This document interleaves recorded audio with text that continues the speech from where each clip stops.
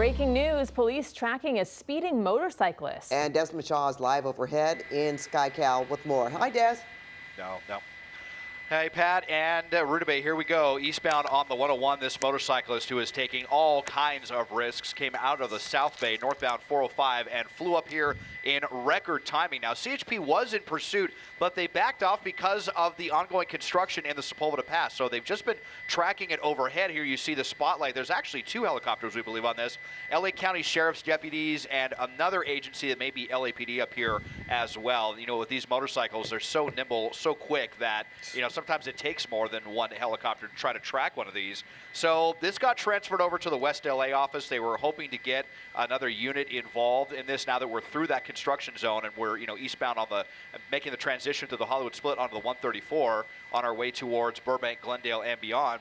But this suspect has just been going so fast and going all over the place. It's very difficult to try to get a unit re-engaged in this one. So it's one of those pursuits when, you know, a motorcyclist, when they want to press it like this and literally gamble with their lives, they do have an advantage when it comes to getting away from the police. Just the kind of reality of the situation here at the moment, Pat, Rudabeh, and Mike. No, that's very, very true because they're certainly limited in what they can do. Can't really lay spike strips or do any kind of pit maneuver, especially when they're going this fast. That would certainly be very dangerous. So it's almost as if you want to watch this play out and see if they pull over eventually, or maybe exit and get on a surface street. Yeah, and they've been chasing it for quite some time. I mean, this guy has covered an immense amount of distance in the short time that we've been following it. I mean, we did it 405 near kind of the 110 areas where we first started hearing about it, and that was only maybe about 20 or so minutes ago, and we are already in Burbank. So he has covered extensive ground, and they did have to back off, as Des mentioned, in that construction zone, not only because it was construction, but there was a lot of traffic it's the 405 at any time of night is not very good, but especially during the construction. And as Desmond mentioned, they've just not been able to get units in place because he's been moving through these areas so quickly. So you've got the helicopters that are overhead keeping an eye on it, and they are trying to get people in place, but they've just not been able to do it because of the speeds.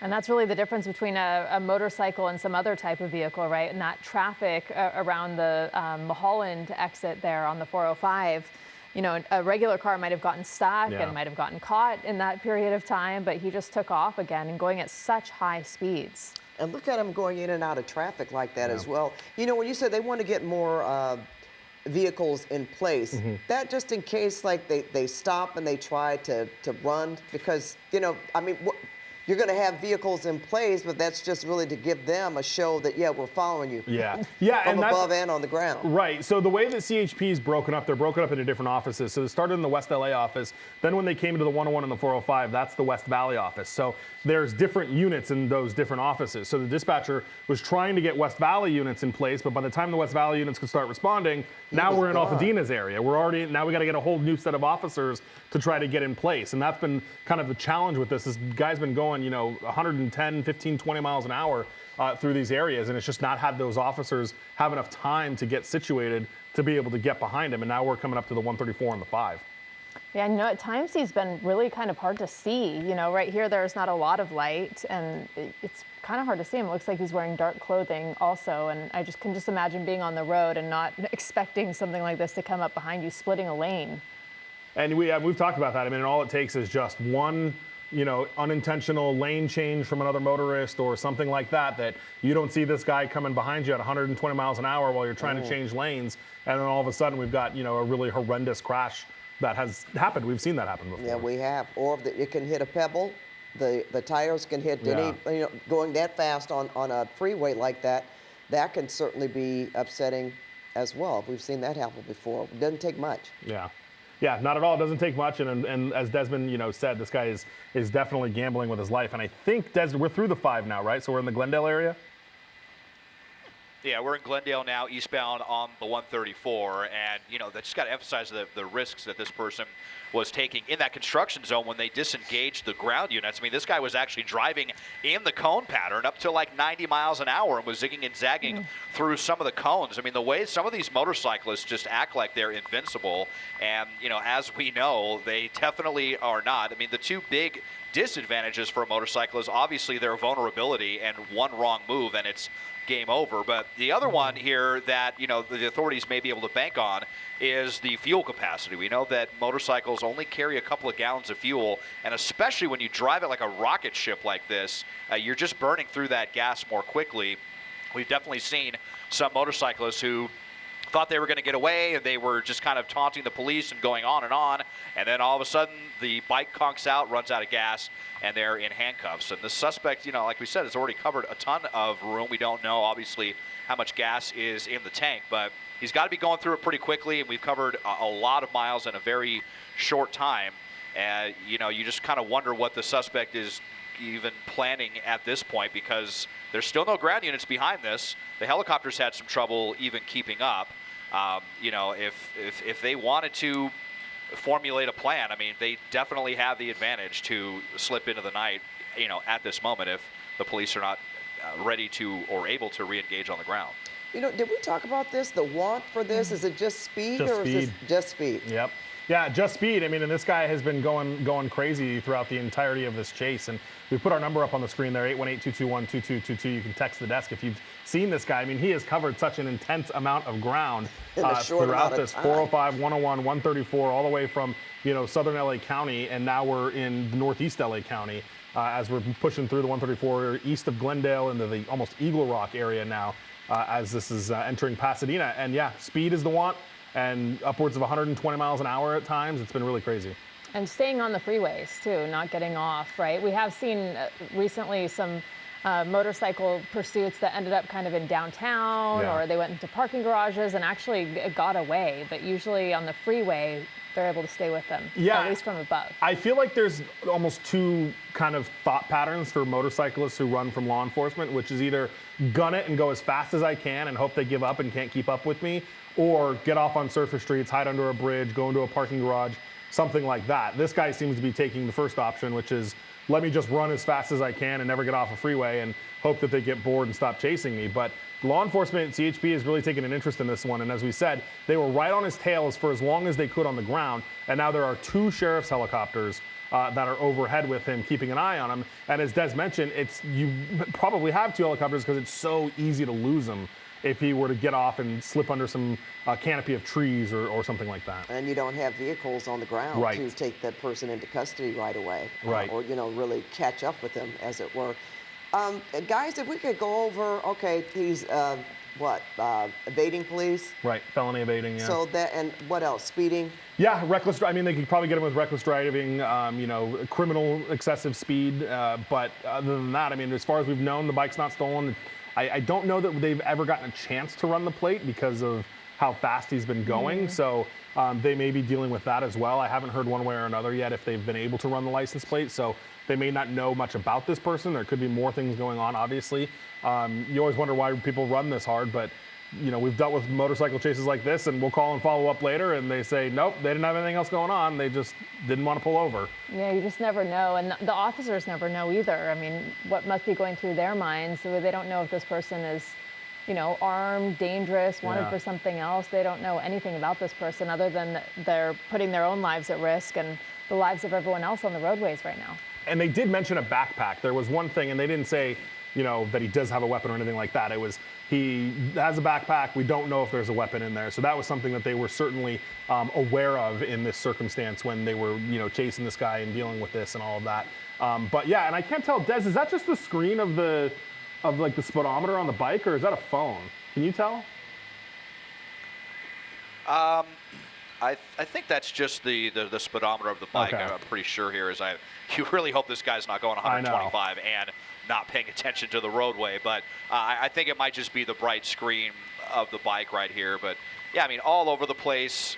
As we've said, one wrong move. I mean, we've seen it way too many times with these motorcycles. You just even more so than any of the other suspects, you have to wonder what is going on. If it's an ego thing, you know, especially if there's nothing else. We know, I've always had a strong suspicion that there may be some sort of like kind of underground, you know, social networks with some of these motorcyclists that do this for clout or something. I mean, we know, we've talked many times about the almost nightly pursuit of motorcycles in Baldwin Park, where people, you know, running away all the time. And I just kind of get this gut feeling that they're all kind of connected somehow. I mean, obviously don't have proof of that, but it's just something with these motorcyclists, and you know, I just can't imagine what. First of all, I feel like you have to be an extremely brave soul to ride a motorcycle anywhere in LA County at any time of day or night. And then when you see someone, you know, riding like this, we've just seen these end very badly way too many times, and it just always blows me away how these motorcyclists seem to think that that it's all worth it.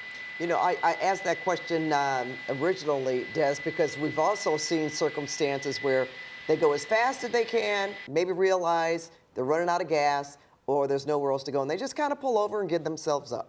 Yeah, and that's always funny when that happens to me too, because then you do all this, you go 120 miles an hour, there's 2 helicopters, there's cops on the ground, and then, all right, I'm over it, I'm done. And that's why I asked, do we know if he was wanted for anything else, or if he knows, okay, well, I know I'm going to get reckless driving, speeding. Evading, yeah, right? no, and we called CHP. CHP says this started near the 91 in Wilmington, so, you know, sometimes I wonder if these come up out of other counties and things like that, but it didn't. CHP officers on the white, that's the South LA frequency, they're the ones that picked it up and chased it up to 405, handed it off to the other offices as they went along. But yeah, that was it, just speed, and an observant officer in the South LA office saw it and started chasing it. But really high speeds. I've been watching the top right-hand corner of the screen, and up to 130 miles per hour in some instances, and above 90 the entire time. That's why it's so difficult. We're getting off here for the first time. Oh, we're going to get off. Yep, right here by Santa Anita, it looks like here. We'll see which two way different he bridges goes right now, unless he just gets right back on the freeway. Got to kind of keep it wide right here if he might just come to a halt, because there is an on-ramp right there as well. So I was thinking he might do that thing where he gets off and then gets right back on. Well, look at this. Right off of what? Come down, Des. Did you see him there, Mike? Yeah, pan down. He's he came out the other side here just to the. Yep, right, and the airship's got him right there. Yep. Yeah. Okay. Yeah. And that's why you need 2 helicopters up here. You know, like, you see just how, I mean, they can accelerate so quickly, they can brake so quickly, they can turn so fast. There's just nothing more maneuverable than a motorcycle, you know, when it comes to this. And now, after all that, looks like we're just getting back onto the westbound side of the 210. So, yeah, you know, I just wonder at what point this guy looks down at the gas tank and starts to kind of worry about how that's dwindling down and what this person's plan is. There's still no ground units behind this, still only tracking it from the air. Haven't heard any word about units being able to get in place on this one. And, yeah, but now all of a sudden we're flying back towards Pasadena on the Foothill Freeway, westbound.